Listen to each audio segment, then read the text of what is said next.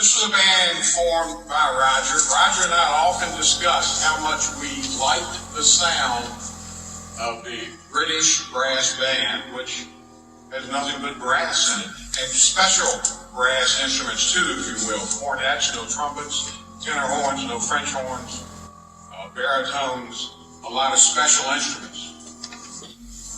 So Roger and I talked about that, and then he became acquainted with Jeff Schultz. Jeff had moved into the Richmond area. Roger and he got together. Jeff had spent decades in the New York staff band of the Salvation Army.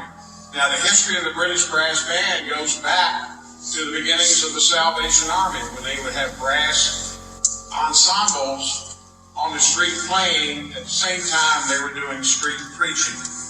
So in much of the music that's available for British brass bands have a religious overtone, because the Salvation Army, whether you knew that or not, is a church.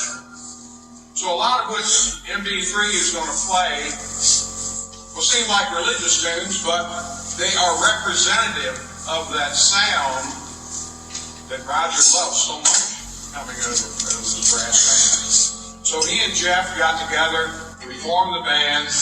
Interesting for those of you who are musicians, all the music is in treble clef, with the exception of the bass trombone.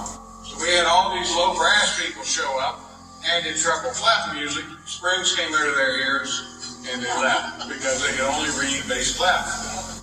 So I'm not going to say we separated the wheat from the chaff there, but you know, it was one of those things. Sorry, guys.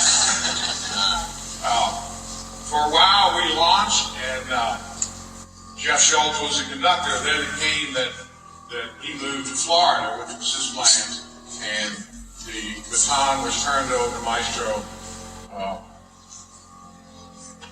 What's your name again? Randy Abernathy. Yeah.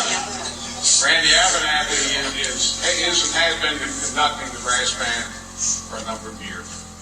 So we're going to play 4 tunes for you right now. And again, they're going to sound like hymns, but still, this is all part of the musical celebration for Roger. And you may wonder, okay, should I applaud when they play? I'm assuming you'd like it. But I'm going to say no, hold your applause until the very end. Then if you're so inclined, I'll give you an opportunity to express your appreciation for all these